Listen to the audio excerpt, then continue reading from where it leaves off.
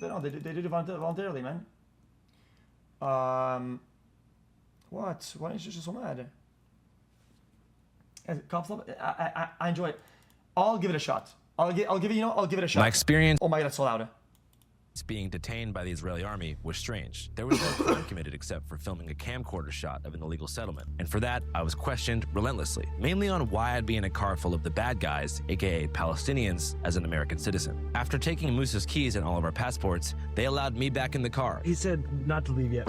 Then made us wait for 2 hours while they drank Coca-Cola and doom-scrolled on their phones at a nearby watchtower. The arbitrary theatrics of it all reminded me of the process of getting into Palestine in the first place, which is only possible for Palestinians by entering the West Bank through Jordan. All in all, the process took 8 hours. Despite the crossing being over less than a mile in distance, it contains a grueling customs process that involves 3 checkpoints, 2 buses, 3 bag checks, and a final interrogation by an Israeli border agent, where you're essentially given a vibe check, asked a couple questions, and if they don't like your answers, you're banned from both Palestine and Israel for 5 years. During my interrogation, I told him that I was headed to party in Tel Aviv because of the repressive atmosphere of anti-Semitism in the US dating market. He bought the story and let me in. But anyways, eventually, we were all released without charge and back on the highway toward Hebron, a path divided by separate highways, constant military checkpoints, and infinite repetitions of those big red signs, which the Israeli army puts up to scare visitors away from Palestinian enclaves. This road leads to Area A under the Palestinian Authority. The entrance for Israeli citizens is forbidden, dangerous to your lives, and is against the Israeli law. As mentioned, our driver, Musa, hails from the Aida refugee camp back in Bethlehem. Welcome to Aida refugee camp. It's about 5,000 people live in this camp. Half of this number are young people and children. He wanted to show us Hebron, to show us a more intimate example of urbanized apartheid in the West Bank. We are in Hebron now, talking about the colonizer, how they stole the people houses, how the Palestinian family dealing with all of that. The whole physical infrastructure is constructed in such a way that Palestinians are made invisible. The way the roads are constructed, the ways in which life takes place inside the cities, in a kind of factual and practical way, has been sequestered and made invisible. In Hebron, you'll see Israeli settlements physically built over top existent Palestinian communities, something you can't really see anywhere else. After we arrived, Musa introduced us to one of his friends, a local from Hebron, to get a more in-depth view of the city. I'm sure some people watching might be wondering why your face is blurred. Could you kind of give us a little explanation? I used to appear in my faces in many interviews and occasions, but after October the 7th, this has become something really risky because in November 2023, I discovered that my face was published in a Telegram and WhatsApp group for settlers. They call it Eliminating the New Nazis. As we explained last episode, settlers, as they're called, are illegal occupants in the West Bank of primarily Jewish heritage and foreign, non-Israeli nationality. They take it upon themselves to harass, intimidate, and sometimes kill Palestinians with impunity in an effort to gradually erase and replace the Arab population. Just the lethality of it and the extent to which the objective of the settlers is, for many of them, it's to drive the Palestinians out. For Palestinians who resist settlers in any way, even ideologically, their names, identities, and addresses are logged into dissident databases, like the one our guy just mentioned, and posted to social media to encourage further harassment. I found my profile picture from Facebook, and they added their own touch to it, where they put a sniper lens on my head with my name, claiming that I'm a dangerous activist, which is really weird because I've never done any sort of activism. I'm not an activist, but this is one of the reasons it's really risky, and I don't want to risk it. That's the main reason, actually. The first person he introduced me to was a Yo, don't know guy. Stop it. Like this pre-rage bait bullshit is actually genuinely annoying. It's annoying because it's a lose-lose regardless. There's no winning it. Unless you copy paste the whatever you see on Twitter, unless you copy paste the popular opinion. Then no, it's bullshit. It's bullshit. I don't give a shit. Can you please stop swearing?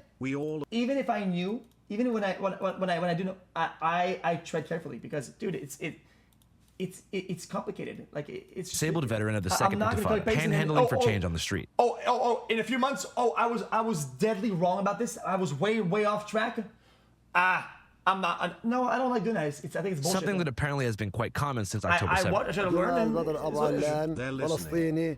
مصاب في ظهري رصاصة 35 سنة ما في لا رواتب ولا في عنا حدا يمد ايده إن The PA, and because of lots of pressure from America and Israel, they cut off his salary. Like many veterans, Jamal lost his benefits as a direct result of Israeli pressure. As we discussed last episode, the governing body of Area A and some parts of Area B in the West Bank is called the Palestinian Authority, who were in control of the Gaza Strip until Hamas was elected into power in 2007. Compared to Hamas, the PA is moderate and have committed to non-confrontation with the Israelis since the Second Intifada wrapped up in 2005, which, as mentioned in our previous episode, was primarily caused by the collapse of two-state peace talks at the Camp David summit in 2000. Yet, in spite of the PA's good faith, Israel has continued to increase pressure on the PA. This debt is not due to financial mismanagement, but rather to the withholding and theft of our funds by Israel. Israeli banks control 64% of the PA's monthly tax revenue, roughly $188 million per month, and frequently withhold or deduct these funds to pressure the PA to meet their demands. This is the 10th month in a row that we've not received a single penny of our money held by Israel. This system of illegal revenue control prevents the PA from being able to provide basic social services like benefits for veterans. They've also devastated the West Bank's medical infrastructure by revoking the medical degrees of all Palestinian doctors and medical professionals who earn their degrees from non-Israeli universities, while simultaneously calling for the assassination of any PA officials who so much as hint at the idea of a two-state solution after October 7th. يعني عايشين من قلة الموت ما في دخل ما في شيء بتنجبر انك تقول للناس اعطوني تمد ايدك للناس ما في لا دخل ولا فيهم يعني بدك تحكي يعني الوضع صعب يعني الساعة احنا اهون من اللي في غزة بس برضو وضعنا صار بده يصير يشابه شوي احنا قاعدين بنجر لوضع زي غزة وزيادة. There's a de facto sense in which life becomes intolerable. I mean, they're doing this in Gaza, right? They're saying like incentivized emigration, saying like you just leave. So I think there's a sense in which they complicated. Chat. When he was on the other guy's stream, Tiki Talkie guy, whatever, right? I thought it was like kind of the opposite. But many of certainly the far right, they just want the Palestinians to go. They see them as just an intractable problem that would have to be forced out. Do you think that if Israeli society were to moderate a bit and kick out the fringe sort of Ben Gvir Smotrich element and initiate good faith talks with the PA, do you think that like a two-state peace solution is possible in the future based upon what you've seen? Or do you think things are too far gone and the cycle of revenge and trauma is so deep now that it's just going to be a nightmare for the rest of eternity? I remember in 2011 thinking, wow, two-state solution seems really tough at this point. And actually, you know, because the settlement incursions are so huge, the level, like the border would be, you know, so they talk about, population transfers, but you've got two non-contiguous terrains like Gaza and then the West Bank, and then also a very understandable sense of grievance. And a feeling on the Palestinian side is like, also there's right of return. Like, what about the houses we left in 48? Like, what about all the villages that were erased in 48? Lots of families, they're still keeping the key, and even though they know all their houses destroyed in 1948, but it still gives them a hope that one day they will back again to their homes. مدام الحكومة الإسرائيلية اللي فيها نتنياهو. Okay, I mean, then what is the other solution? And is that solution feasible? Chat. I feel like if some solution is unfeasible and clearly not doable, right? Yeah, it's gonna you do the other solution, or the first one, because I mean, otherwise, if the de facto is dog shit, if the status quo is awful, then I mean, you gotta do something. عليه من كبير وسموتر اللي هي مدام هذول العالم بالسلطة العوض الله لأنه الشعب اللي كمان الشعب الإسرائيلي عودوا اللي هو نتنياهو عودوا إنه يصير مجرم عودوا خلاه طلع مستوطنين شو بيسووا هنا من سياسة ابن كبير ومن سياسة اللي أعطاهم كلهم سلاح ويلا روح طخطكم انت شايف شو بيسووا فينا انت شايف مستعمرات شو بيسووا فينا كل يوم في زيادة كل يوم في طخ كل يوم في قتل كل يوم في اعتقالات وين السلطة هنا شو اللي مفعول ولا إيش. All right, let's talk about segregation. So much like the West Bank is split. Palestine, your takes are bad. Yo, that's a pro-Palestine argument, no? That there is an official Palestine and Israel. Otherwise, what? Otherwise, the whole thing is Palestine. I mean, I don't think anybody would go for that. It'd be the endless war. Between areas A, B, and C, the city of Hebron itself is split into two sections, H1 and H2. H1 comprises about 80% of the city and is home to around 120,000 Palestinians and operates under the full civil and security control of the PA. The remaining 20% of the city, H2, is entirely under Israeli military control. But H2 Israelis in Hebron aren't comfortable with the land they have. They want more of Hebron, often breaching the H1 barrier to harass and attack Palestinians. وسخوا قنابل غاز ودمروا العالم وبيعجبوا على الناس وبيحرقوا سياراتهم من هالدمار. ما خليناش ندخل على البلدة القديمة كمان أو على الحرم. إنه إحنا من فلسطين وبيحصرونا وبدمرونا. مفرق بالحلاوة يجوا يشمطوا قنابل وغاز وخنقوا الناس. في ناس أولاد صغار كمان خنقوهم. And why do you think they do this? لأنه بده ياخذوا الأراضي وكل وقت ما عنا بالحارة إجوا اليهود والاحتلال سكروا محل ما إحنا ساكنين سكروا ما خلوش حدا يمشي منع تجول. إحنا مشكلتنا مش مع اليهود مع الاحتلال الصهيوني. Why do you think that's so hard to understand for people? مو اليهود بيسووش إشي بس المستوطنين واليهود وهدول الاحتلال through the same of violence and terror that Hamas use today. Irgun was merged into the IDF and is designated as a terrorist organization by the UN, United States and the UK. They also hung British soldiers in Palestine and bombed a hotel full of civilians. I understand it. But what I'm trying to say is, the world has a lot of problems. Problems. War, problem, war, problem. How about a solution for once? What the fuck is a solution? Because you can name problems all day without doing any sort of solution. What is the solution though? Like the point is you have to fix it. How do you fix that? ياخذوا الأراضي وبكسروا بخلوش الناس يوصلوا على الأراضيهم. إنه اليهود بيسووا شيء اليهود بيسووا شيء بس الاحتلال بيدمرونا بيطخوا علينا. هذول الصهاينة والصهيوني انت ما تتفاهم معهم اصلا يهود بنفسهم مش متفاهمين معهم. For a more in-depth history lesson with our local guide, we decided to sit down at a Palestinian coffee shop and get down to business. Okay guys, so before we start our walking tour, it's better. Then Landia. It's no war, no prejudice. The whole thing is one thing, but nobody wins though. It's a name that the world chooses because otherwise nobody don't have a solution. If he's gonna get mad, then the world chooses Landia. Well, I said it, bang. Is you want to get mad? I make the name Landia, and everybody has all of it, and everybody lives in unison. Everybody has to be respectful. To talk about Hebron in general. Hebron has one of the most complicated situations in the country because it's the only Palestinian.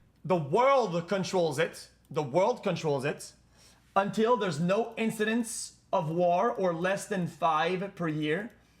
And then everybody that is happy, they own it. In city where you can find Israeli settlers living in the middle of it. If you go to Jerusalem or any other Palestinian city, you will find all the settlements located on the outskirts. But Jerusalem, actually, there are settlements located in the middle of the city, but what makes it different from Hebron, that sometimes when you walk in Jerusalem, you don't realize that you are passing by a settlement or you are inside a settlement. Right. Every corner in Jerusalem, they make it look like as if they want you to remind you that this is not Palestine's Jerusalem, it's Israel's. And here you can see all those Israeli flags all over the place. And this whole contrast shows how there is this tired way of Israelizing Jerusalem, while in fact it does not really match the reality on the ground. In a way, Hebron can be seen as a more intense version of Jerusalem, where while some Zionist settlements do exist, it's more of a destination for rabid bands of settler youth who flock to Temple Mount for occasions like Jerusalem Day with heavy security. But this is not the case in Hebron, because the areas where all the settlements is located in the middle of the city is not accessible for Palestinians. So you have urbanized apartheid here. Yes. Comparatively to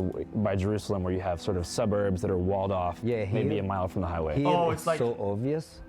You notice directly as soon as you arrive to the area. And obvious it was. Here in Hebron in particular, you have apartheid segregation built into the urban core, which is not something you see elsewhere in the West Bank. Above this barbed wire chain link fence. Wait, so they did so the settlement are like, they're like, okay, I hate to use these weird words, but it's like rust bases that are outside in the terrain or whatever, but that one is kind of like inside the already built city. So it's like if you go to bandit camp, and you have like a little rust inside bandit camp. I mean, I get it, right? That makes sense. I get There is it. an Israeli settlement that has physically been built over top of a Palestinian street that used to be the biggest commercial hub of the city until 2000. So as you can see, there's a 4-story apartment building right above me. They have a separate entrance to get inside of the street in front of it. They have Israeli flags in the windows, and it's totally inaccessible to any Palestinians or foreigners who don't live there. So there's a total separate infrastructure that's been built illegally, but also, as you can see, there's a ton of garbage. I mean, it's literally honeycombed.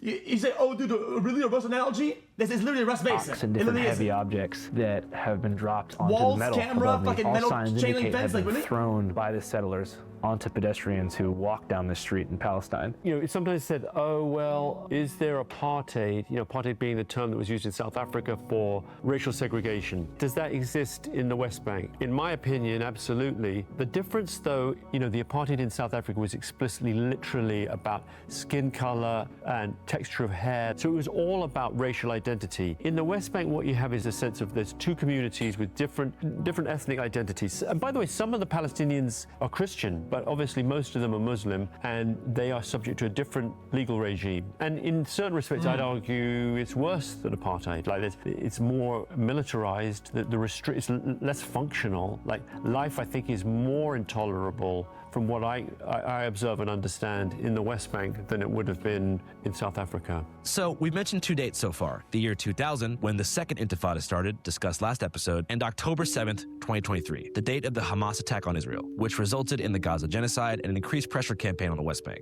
We will destroy Hamas. We continue to the end. Nothing will stop us. What I'm trying to understand, chat, is that a no solution means a de facto W for Israel, because the way that it's going on, the way that it's spreading, these compounds are expanding, and the expansion from the inside expands everywhere, and it's a de facto win. So any stalling equals win. So stalling forever is win for them.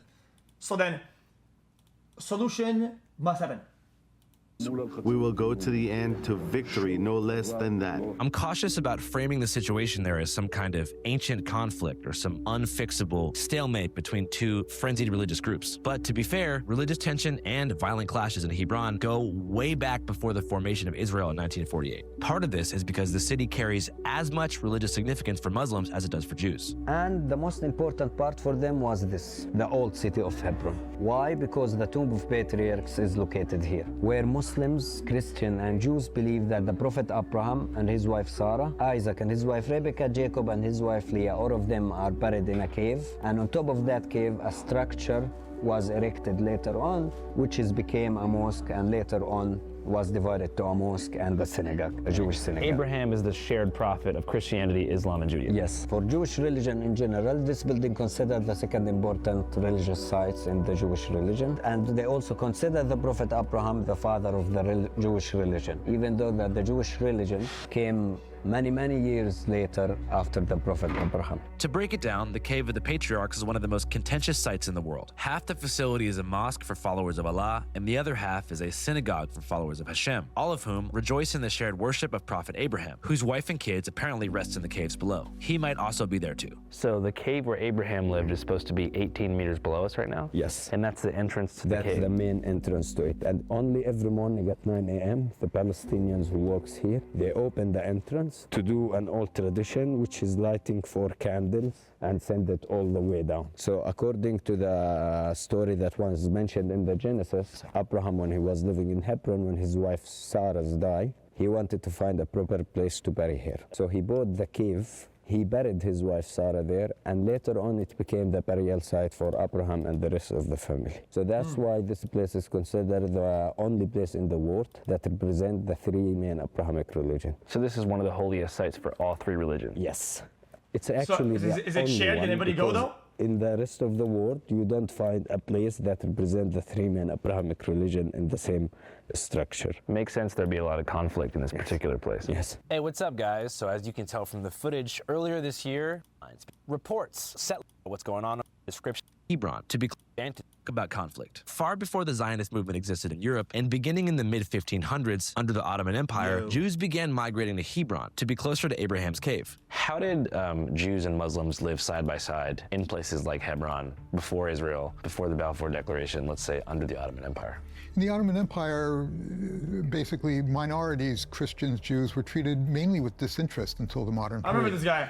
It was sort of like you do your shtick, you do your thing, you know, you organize your own charities, you organize your own educational system. We just don't care. Now, minorities had to pay a jizya, a tax, because they weren't conscripted, they weren't part of the army, and they were being protected, the theory was, by the government itself. But that tax was abolished in 1856. Things were pretty much all good between religions in Palestine under the Ottoman Empire. But after they fell and the British took over around 1920, that all changed.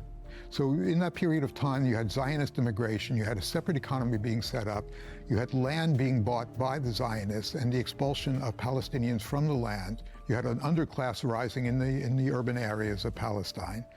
You had two different economies that were being set up, two different ruling structures under the British that were being set up. So you had this hardening of communal boundaries. Gradually, the Arab Muslim majority began to view the Jewish population as an asset of the British occupation, especially after 100,000 European Zionists immigrated to Palestine in just a 6-year period between 1922 and 1928. By the end of that decade, tensions reached a boiling point. Chat, Best illustrated. Chat, everybody gets mad at this, that, and that. Chat, the British didn't they invaded and owned everything? I mean, they owned almost every piece of land. Chat, they had like 30% of the whole world, and nobody gets mad about that. Nobody gets mad. By the tragic events of 1929. There was a massacre that took place in 1929. One of the things that took place in Palestine was in 1929, where there is an escalation started in Jerusalem between Palestinian Muslims and new Jewish immigrants who immigrated to the country. It started in Hebron after the British army used some Palestinians who have interest with the British government and raised rumors in the city that a massacre was committed. So what would have been the play then? The play would have been to say no? To what? To harden the border and say no immigration, low W?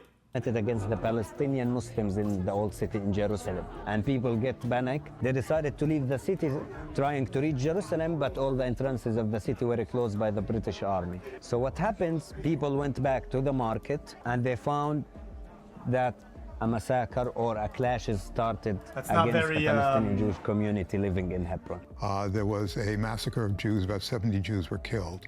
The 1929 massacre led to the destruction of Hebron's Jewish community and the exodus of every last Jewish person living in the city, many of whom were among the Palestinian Jews that comprised 10% of the population before Zionist immigration began. Most of the people who lived in Hebron before the massacre of 1929 were indigenous Jews. The Zionist population was never a significant part of the Hebron population. Indigenous Jews of Palestine. Of Palestine, yeah. I mean, these people who either came back before the Zionist movement or could trace their ancestry way back. Understanding 1929 is crucial in grasping the kind of narrative that's fed to settlers in order to justify further incursion into the West Bank. Isolated from context and stacked against other horrific things that have happened to Jews in different parts of the world, it grooms settlers to believe that seizing or living on Palestinian land after the formation of Israel isn't an illegal act of cruelty, but rather an act of retribution to avenge their forefathers. Okay, but what are these houses though? I have to judge though. Israel isn't an illegal act of cruelty, but rather an... What in the fuck is that? Is that apartments? Act of retro. Okay, you made fun of me for my rust analogy. That's a rust compound.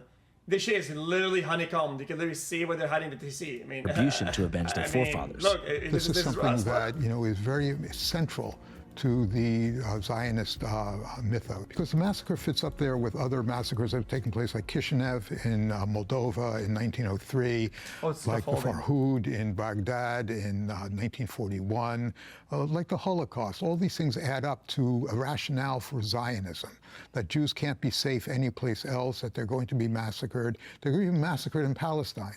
And so therefore what we have to have is a strong state that will support the Jews, that will build the Jews, build the Jewish population. Timeline-wise, it wouldn't be until around 20 years after the formation of Israel in 1948 that Jews began returning to Hebron after decades of absence.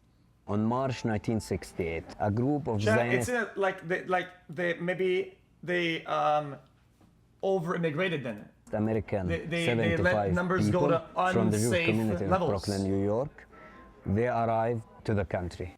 And in 1968, they actually, a group of Jews went into one of the larger hotels in Hebron as, pretending to be Swiss tourists, and they set up shop there, and they refused to leave. And the Israeli army wanted them to leave, and they finally negotiated a settlement for them leaving, and they ended up founding a settlement called Kiryat Arba, which is, in existence to this very day. So the Israeli army was so annoyed with this group of American Jews pretending to be Swiss people who wouldn't leave the Palestinian hotel room that they actually built them a place to live. Yeah. And since then, the population of settlers has gone from a couple dozen hotel guests to over 1,000 souls living in H1. One of the key factors in apartheid is closing down the commercial centers that belong to the oppressed group who once called the area home. This iron fence was put up to... Chat, would it have been possible to have some sort of needed program for some form of assimilation? Like yeah, if you immigrate here, yeah, here are the rules or the whatever. Restrict one of the main Palestinian commercial centers that used to exist up until the year 2000, after which the Israeli army shut down the street and began, or I guess continued, building these massive private settlements right above it. So right up there is a private basketball court where you can shoot hoops, as the Americans say. As you can see here, all of this trash is the accumulated rubbish that people have thrown down from the settlements since their construction back in the day. So there's a stray cat hanging out there, which I've learned is a very common sight here in Palestine. You have cats everywhere, a couple dogs, but mostly cats. There is some donkeys. But yeah, this is pretty crazy to see. You can just imagine this exact street thriving as a commercial hub. You can see these sealed off storefronts that you can just tell used to be full of energy, excitement, and oh shit. So that's a settler and Palestinian cat fight. Cats obviously are not aware of the political situation, but it's a metaphor for what's going on. Even if these cat-infested barriers weren't built and there was freedom of movement, though, Palestinians would still be subject to arrest if they tried to cross into H1 without military authorization. So this massive purple area that you have here on the map, it's coded purple because it says travel forbidden. Yeah. So you have almost half of the urban core restricted to Palestinians. But this division appeared in 2000. Okay. That's why, after 1984, the city was still accessible, that part of the city without any problem. Then in 1987, the first Palestinian civil uprising started, known as the First Intifada. So we've talked about the Second Intifada a few times, but the first one began for almost identical reasons. Palestinian frustration with the military occupation of the West Bank and Gaza Strip.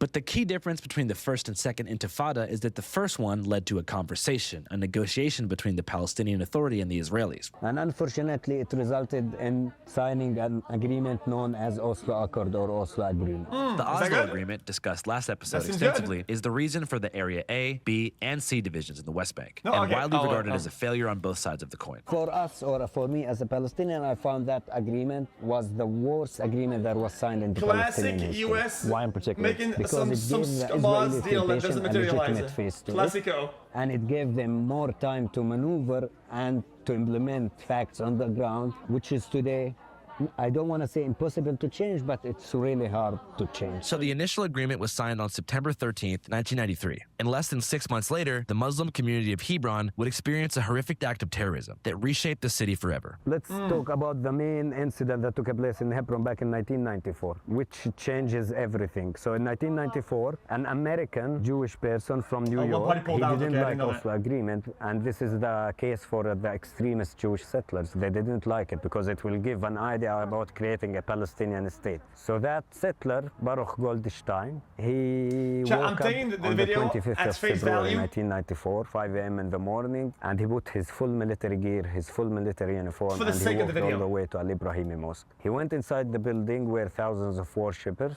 they were in the middle of a prayer. He opened fire and he killed 29 Palestinians, injuring another 150. There is blood all over the carpets, the blood all over the floor. The scene is the most horrific scene I ever seen in my life. That incident actually changed the whole city from 1994 until today. In what way? Later on, there was many divisions that took place in the city, more military presence, but the most important thing, the building itself was divided to a Muslim mosque, and a part of it was converted to a Jewish synagogue. Is this the main room of the mosque? Yes, the main Jesus hall of it Christ! Now, after 1994. What the fuck is going on here, dude? This is epileptic. So the area where the massacre happened is closed? No, it was here. So the massacre happened right here? Yes. So a lot of these bullet markings are from that shooting 33 years ago? Yes. You can see a bullet hole here, one here. And people were just praying when that happened? Yes, actually they were in a specific position where their foreheads, their knees and their hands touching the ground when he started opening fire at them before he was attacked by a group of people who beaten him to death. Goldstein attempted to escape but was stopped by a crowd and beaten to death. You know, then after that, you had protests that emerged and riots that emerged throughout the West Bank. The army went in and basically divided the city at that point. And so then you get H1 and H2 out of that. Is it true that Ben-Gvir, the active Minister of National Security, for quite some time, had a framed portrait of the mass shooter in his living room? Yeah. And they let this guy... There was a shrine that was built in this guy's, honor. The mass shooter? Yeah. Why? Because he was a mass shooter. Yeah, but I mean, like, I know that internet kids nowadays, like all the white supremacists love the Christchurch mosque shooter because they hate Muslims. But I mean, mid-90s, honoring a mass shooter pre-Columbine. They didn't look at it as a mass shooter. They took it as somebody standing up for the Jewish people. Why? Well, you and I would say because they're crazy. I just find it crazy that that kind of fringe extremist element is given a seat at the table in government. Yeah. Well, they are, and that's one of the aspects of this Netanyahu government. He was so desperate to form a government that he brought in people who were basically would be shunned by any other government, in process of formation. Ben-Gvir, other people as well. Yeah. You think that those guys will end up somewhere like Nuremberg a few decades down the line? No. Do you think Trump is ever going to be held up as a war criminal, or Hegseth is ever going to be held up as a war criminal in spite of the fact that they're ordering war crimes being committed? Right, but I mean, Trump's not walking around the border putting people in chokeholds. Ben-Gvir tucks his shirt in and walks around yelling at minorities. He's kind of got like a little bit of an African warlord thing in him. Well, he's got, he can't travel to much of the world. He can't travel to Europe, for example, no Mediterranean vacations. France has decided to ban Israel's far-right police minister from access to French territory. After exiting the mosque, we headed over to the synagogue side of the facility, which apparently our guide couldn't come into.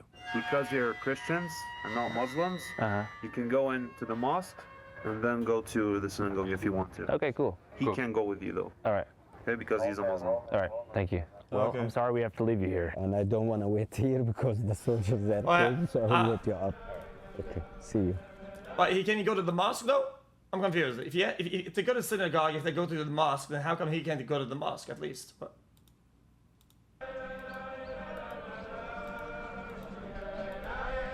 So now we're going to enter the synagogue here that was established after the mass shooting in '94 to see what the vibes are and see the wall from the other side. There are some Jewish worshipers down there in absolute ecstatic joy, singing, dancing, and giving prayers to Hashem.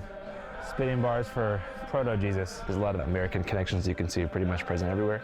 This was dedicated by the Goldman family of New York, not too far from where I grew up, in Philadelphia. So let's talk about New York City, the Big Apple, which financially powers the majority of H-1 settler operations, aside from the Army guns themselves, which you, American taxpayer, pay for yourself. Well, I mean, you see Smotrich at the Israel Day rally in New York? No, I didn't. Smotrich was out there just walking around, holding a banner with Eric Adams. Yeah. Crazy stuff. Yeah, at the same time, Mamdani, refused to attend and good for him. Why would he go? No, that's the idea. It's good for him. Did you ever see that classic, mayoral debate panel back in the day where they asked each candidate where they would go if they had a vacation week or whatever? And everybody said Israel up there except for Mamdani. Really? No, I didn't see that. It was like a cartoon. Everyone was like, I'd go to Israel. I would go to Israel. First visit, I would visit the Holy Land. I would stay in New York City. My plans are to address New Yorkers across the 5 Okay, what the fuck? boroughs and focus on that. Like, it was like they were all had a gun to their head. Yeah. NYC is a crucial player here because within Israel itself, settlement expansion is actually quite unpopular, especially amongst the youth, and has been the subject of many a protest on the Israeli left. For this reason, among others, the companies in charge of selling real estate in places like Hebron within settlements often advertise. If that wasn't a cartoon, it would barely be funny because of how outrageous and how unbelievable it is, but it's real. Like abroad, especially in the U.S., to rope American Jews into either moving to the West Bank or making some kind of big donation. The only way that this apartheid is still continuing today is because it has strong financial pillars. One of the biggest donors for settlers in Hebron in the state are from the United States, and we're talking about the biggest charitable American organization. It's called Hebron Fund. This organization, Hebron Fund, is in charge of funding Israeli settlers, collecting donations to the settlers here to sustain what we see today. So the Hebron Fund, located smack dab in the middle of Brooklyn, is responsible for the renovations to the synagogue in Hebron and are the primary chaperones of the transnational migration pattern that keeps the settlements booming. Here's some coverage captured by our East Coast correspondent, JP, outside an event in New York City, where allegedly settlement condos and land shares are being advertised and sold inside. What's good? We are here on 67th and 3rd Street in front of the Park East Synagogue in New York City for the Great Israeli Real Estate Event of 2026. It's in a series of real estate sales that have been happening across New York, New Jersey over the past year of different land in the West Bank and in Israel. We're about a mile from the UN, who has said that sales of these nature are illegal under international law. I believe there's a real estate agency inside there. They're selling land to Jewish people to go to Israel, or whoever wants to buy homes in Israeli places over there. Anti-Semitism levels in New York City are off the charts, unprecedented levels of anti-Semitism, of hate crimes against the Jewish community.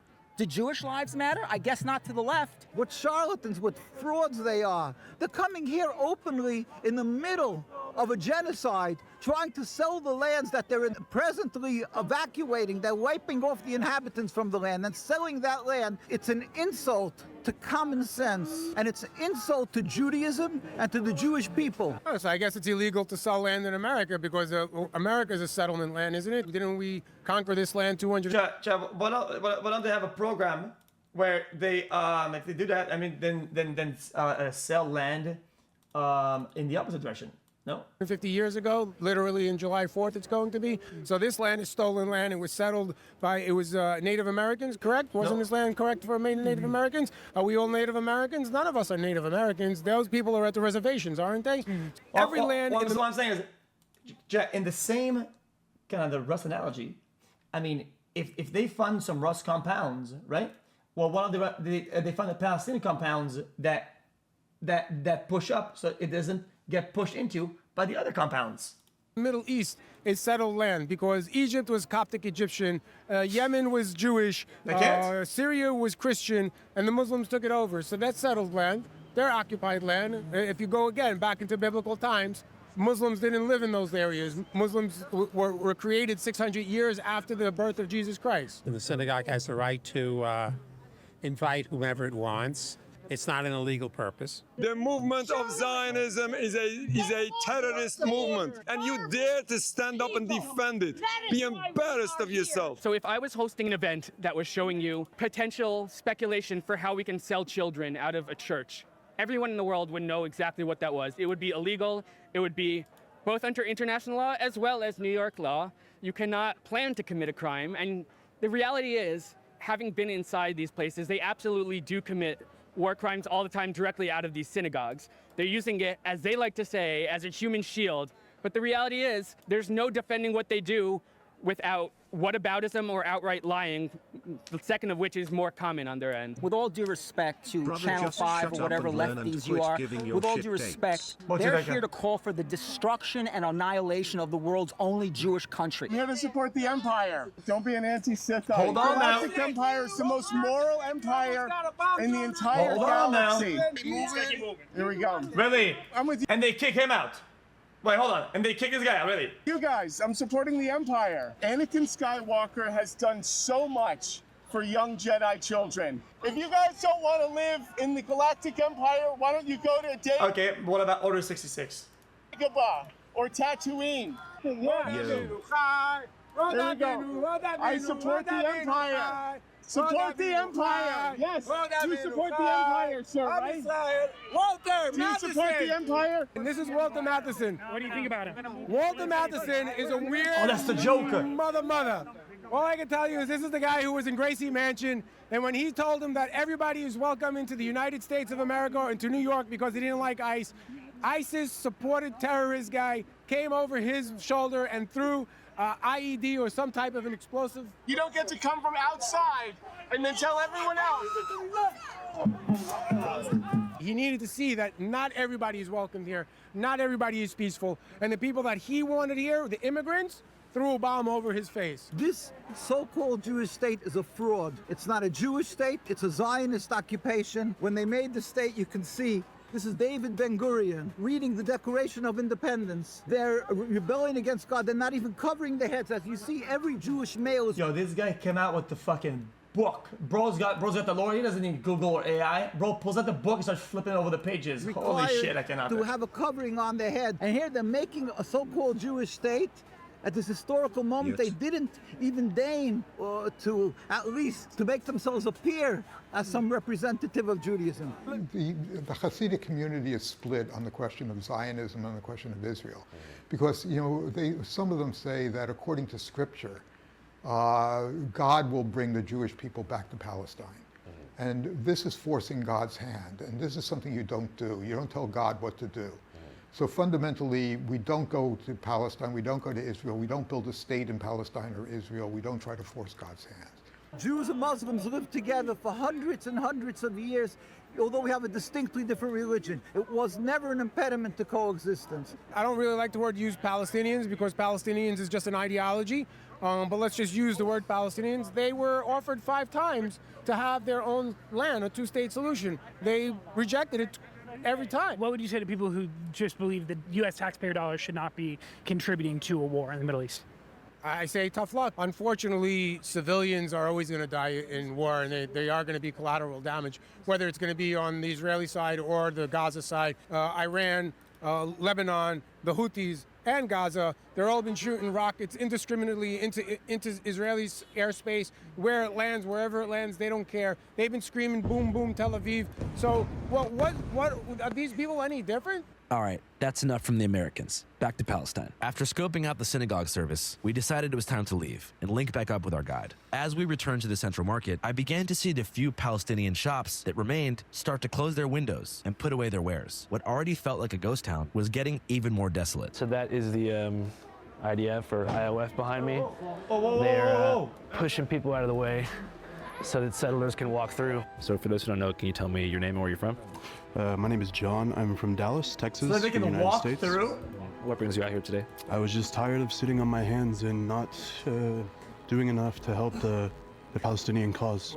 And what specifically is happening right now? Right now, what we can see down the street here is what we call the incursion or the invasion. Every Saturday, the military closes down all the shops. They force the Palestinians to close their shops, and they are escorting young settlers throughout the city. So you have about 50 to 75 settlers behind 4 to 5 armed security guards, or specifically 15 members of the military. They're going to walk them through the street. So you have the army telling people to get back with guns and stuff, saying let them do their thing, or let's go. Okay. They have all the guns and shit. Why do they have to close the shops though? What if these guys want to buy a bracelet or some shit? What the fuck? What the fuck?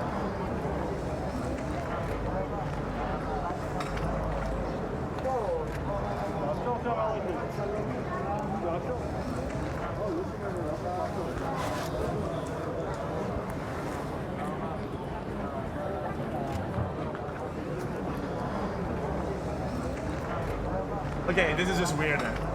Okay, this is just weird. Sorry, this is just weird. Chat, this looks like one of those field trips or something like that. You're one of the kids, and there's like some people like working or some shit like that. And you just observe. It's just odd. This is an odd sight. Like.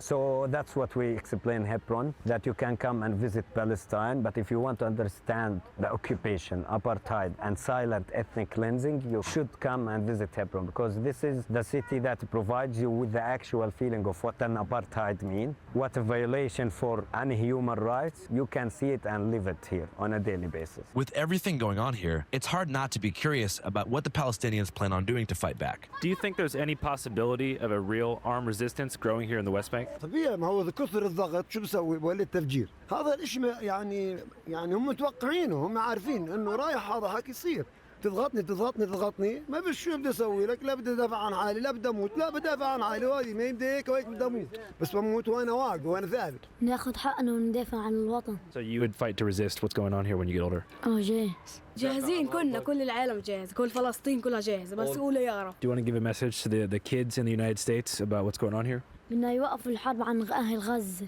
انه يوقفوا الحرب بس هذا بدنا اياه. يوقفوا الحرب عن غزة. يوقفوا الحرب بس هذا اللي بدنا اياه في الحياة. إنه توقف الحرب والعدوان اللي بيصير في العالم. والسلام. The idealist in me, I began wondering whether a single-state solution with everyone with the same rights might be possible. Like that seemed in a way more realistic, but maybe not. I mean, maybe that's naive. I mean, it does have Belgium is essentially a state with two separate and distinct national identities, like the Walloons and the Flemings. I mean, that would be the future for Ireland. I would have thought, like, is a single state encompassing the whole of the island of Ireland. So, is that really? I mean, it's in a sense, it's way above my pay grade, and I sort of focus on where I see kind of organized irrationality or organized like predation and violence. It is a hard one to crack. Despite the objectively bleak situation and in the absence of a clear path forward, most Palestinians are firm in the belief that eventually freedom will come. For sure it's going to happen. One day it will be a state of Palestine without occupation. So you have hope for the future as far as Palestinian sovereignty and statehood? هذا مجبور هذا مفروض هذا ما في إلا تكون إلا في الآخر إلا تكون في مجال إلا تكون يعني رضوا ما رضوش هذا إجباري بده يكون يعني. After seeing urbanized segregation in Hebron, I wanted to... No. I actually understand it. The chat. I know I always use video game terms, but I feel like the strategy being used by Israel here with the settlements is getting more with less. So it's like whenever you play StarCraft and you expand to new bases. If you have a big, you have like 5 bases in a spot, you own that entire spot. Does that make sense? I think this is what's happening. To visit the rural front lines because you don't want to be in between 2 enemy bases. You don't want to do that. So with very little, you get a lot of space. Settler conflict to a village somewhere outside the urban core, where Arab Bedouins were subject to the kind of attacks that I'd seen through a great deal of user-generated content on social media. So we hopped back in the car with Musa and drove even further south to the villages of Masafariata, most notably featured in the award-winning documentary No Other Land. Our plan was to meet a local official and get a full tour of a village on the front line of this horrible conflict. If you'd like to see this coverage and support us while doing it, and also if you want to see the full 2-hour sit-down with Louis Theroux, head to our Patreon at www.patreon.com/channel 5. If I had it my way, everything would be free. But hiring fixers, renting equipment, traveling across the world and fighting lawsuits against powerful people is very, very expensive and time-consuming. So we need your support. Channel 5, as mentioned, is a totally independent crowdfunded newsroom, and we can only make money 3 ways: merchandise, limited ad reads, and of course, Patreon, where a sizable army of real ones pay $5 a month to get access to... These videos are hard to just... Oh, hey, yo, really? The entire catalog man? Of uncensored, early exclusive, and crazy-ass content. So if you want to support us and see more, again, it's www.patreon.com/channel 5. I'm going to put the link in the pinned comment and description box of this video. Have a great day. Channel 5 live worldwide, Hollywood and Vine. Fuck the authority, Channel 5 News. Channel 55. We don't fuck with costers. And does 5 this go towards U.S. taxes? Is it? No. I mean, maybe in the future, partially. I don't know. PSA has the power to turn...